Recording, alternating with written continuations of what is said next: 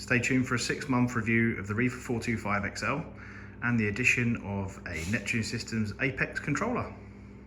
Hi guys, welcome to Paul UK Reefer. So here's a 6-month review on the Sea Reefer 425 XL. I put out content on this channel most weeks, so please do consider liking and subscribing if you like what you see.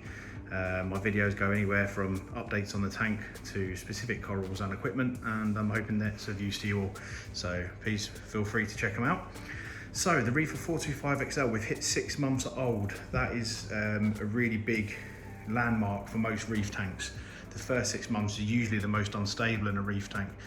Not to say that anything can happen at any time, of course, but we've been very, very fortunate, I think, with this tank, in the sense that there hasn't been too many outbreaks of any sorts of algae or diatoms or blooms or dinos.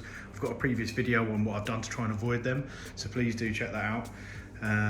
But yeah, so today I'm just going to quickly go back over what equipment we've got in the tank, how it's all going, and then talk to you a little bit about the addition of a Neptune Systems Apex EL controller and what I've done with it.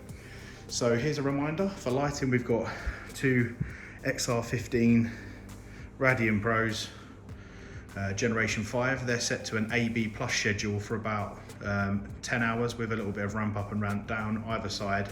And then for the first sort of 6 hours of the day, there's a few of the white lights brought in so that the tank looks reasonably white, and then they ramp down towards the end of the day back to the full AB plus template, and the tank's a lot bluer in the evening to see the other corals that fluoresce. That seems to be working well. I'm still waiting for a spectrometer and PAR sensor that I'm going to be borrowing from Kraken Corals, and I'll give you some videos on how that's sitting. The overall intensity is at about 55%, and it seems to be pretty successful so far. But we'll definitely be doing a future video about that spectrum and how it looks. The flow is provided by the return nozzle, of course, which is around about here, and also from two MP40s either side, here and here. They are Vortec MP40s from Ecotech again. Brilliant pumps. They're running again about 60% on a reef crest mode, so it's really random flow all through the day, and it provides sort of quite high flow and energy across the top of the tank and the bottom and lower areas. You'll see here there's a few LPS corals here, and they're just swaying, so it's got a really good balance for the lower part of the tank to not be as violent as the top. Some thoughts on adding an extra MP40 on this side at the back of the tank and a bit lower down to provide all the way flow around the tank, because what you'll see in a minute when I take off the tripod is that I've got an island in the middle of the tank. The 425 XL is quite a deep tank, and it gives you the opportunity to have a swim through at the back, which I've used. So I'll show you that in a minute again. Fish wise, we have an onyx clownfish, a blue tang, a yellow tang, a 5-stripe or Quincave vittatum wrasse, an orange spot rabbitfish, and a fox-faced rabbitfish. All of them fish, barring the clownfish, all have a job in my tank, which is to eat algae and eat pests if they occur, and they do a great job at it. They're quite boisterous fish, and they're all sort of in the large variety, even though they're all juveniles. So yeah, it's not the most harmonious and quiet of tanks, but they don't touch each other now. They're completely and utterly fine. I absolutely wouldn't put anything small back in this tank or stock it with any further fish. The parameters I keep the tank, alkalinity is around 8.5 to 9, usually closer to 9. Calcium 420, magnesium 1350, pH sits at around 8.1 throughout most of the day, although we've now got our controller, which we'll go into more detail about that in a bit. And nitrate usually around 8 to 10, phosphate usually about 0.08, but it has risen recently, and I'm going to be trying something new on that as well, so I'll talk to you about that. Corals in here, there's a right mixed bag, mainly hard corals and SPS corals. We've recently done a video on all of them. They're all really growing on well, and I'll give you a quick look at some of them now. But I have got a previous video that goes into detail on each of them, cataloguing how they're growing on. But yeah, there's been growth in pretty much every coral since the last update, so really happy. So what I'll do now is take off the tripod, show you the rest of the equipment in the bottom and how it all works, or how the whole system works as a total, and then I'll leave you with some video at the end of the tank and the fish and the corals, so you can see how they're going along. Okay, so following the water's journey back down the overflow, it comes back down through this valve and into a Clarity SK3000 filter roller, which is hard plumbed. There's a video on that on this channel. It then goes into the main filtration, which is some bio media, as you can see down there, which has all got sponges on it now, some Roa Phos, a Quantum 120 skimmer, a CO2 scrubber at the back there, and then over past some more filter media into the return chamber, which has a Vectra M2 return pump. You'll also see there on the spotlight there is a Tunzi auto top up, and then here are some dosing lines which feed acro power and some Alpha Reef, which is what I dose the tank on. And here you'll see there's a big barrel with our auto top up system in it, and here's the doser which sends the Alpha Reef and the acro power back into the tank for its daily dosing. Probably about 3 or 4 mils of this a day, and the Alpha Reef, we're currently on around 50 odd mils. It has gone up to 70, but then slightly reduced when I had a bit of tin in the aquarium. So other than that, that's all going well. So the new, well, before I move on to the Apex, my plan with the Roa Phos is that the Roa Phos is removing it, but phosphate seems to keep rising, and I know that I feed quite heavily.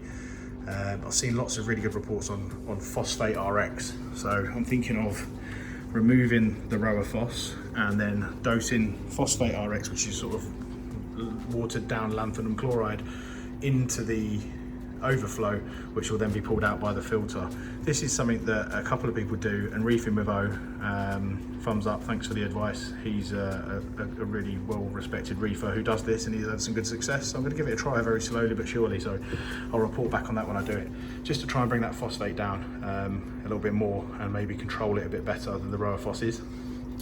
So onto the controller. So the Apex EL is the sort of junior version of the Apex controller. These things are here firstly to monitor your aquarium. So I'll show you here, there are some probes, and in that we've got a temperature one at the top there and a pH probe sort of lower down on your screen.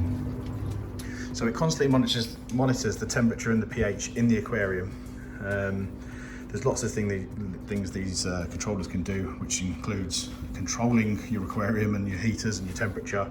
You can even plug in lights and all sorts of things into them, but at the minute we're keeping it basic. We've literally got temperature and pH being monitored, and I've got my temperature controller, which is still the DD temperature controller, is plugged into one of these outlets.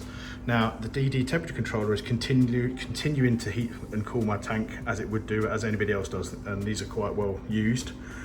You've got 2 options with the Apex. Either you can plug your heater directly in and let the Apex control it. I didn't want to do that. I kind of liked the fact that that unit is controlling my temperature, but what I wanted to do is add a second set of redundancy. So I have plugged it into the Apex, and then I've made this port on the Apex a very simple always on port, but when the temperature gets in the tank, if it goes right over the point where the heater's jammed on, it will cut the power to the whole of the heating system. So if the really trusty temperature controller fails and fails on, the Apex is a second set of redundancy, which will also stop the tank overheating. And then I've also set it to alarm if it goes too cold. Obviously you get an audible one set in with that controller system, but this is a second set. So what I'm bringing with this is not over complication, it's redundancy. So when something goes wrong, I want to know about it. And this will send me a notification and an email. And I've read also up about putting audible alarms in here and being able to write the code in to do that. So I'm new to all of it, but the coding part's been fun because I've kind of coded my own port on here. And if anyone wants to know what the coding I use, then I'll put it on Instagram for you. So that's been interesting. One point to note, there's not a lot about these things in the UK. Now, in America, these come with a really, really nice 8-socket controllable power outlet box, which is controlled by the 1-link cable, which is a really good cable, and also it gives you loads of options on power monitoring. Now in the UK we don't have that. We have the Energy Bar 6, which is basically a European voltage socket. And what you have to do is buy these little travel adapters to use it. So it's not completely ideal, and I'm hoping that when they eventually get to it, Apex will come out with a proper European version. but we're not amazingly well serviced here by them in the UK, which is why I haven't yet bought the Trident. I was going to buy a Trident for alkalinity, calcium, magnesium monitoring, but the reagents are just really hard to find in the UK. So I'm currently just waiting on that, and we'll see how it goes. But yeah, I think I'll do some more videos with my coding and with the Apex at a later date, because it could have its own video itself, but I just wanted to do an introduction to it at this point. I've got a really good app that comes with it called Apex Fusion, and I could dial in and check the pH, and you can really see when the CO2 media is running out, because the pH will go down. So it's a really great tool, and it's got all the alarms that I need in it. So yeah, all in all, we are 6 months in, everything's running really well. No recent losses and growth throughout all our SPS corals. So I would judge that as a success so far. Really looking forward to a bit of further stocking in the next 6 months, and the growth on the SPS going well. So yeah, if you like what you see, please like and subscribe. Please tell me what other videos you'd like, and tell me if you've seen anything that you think I'm doing wrong, because there's always some great advice and tips that you guys send over to me, and I really appreciate it. So until the next time, take care, see you soon.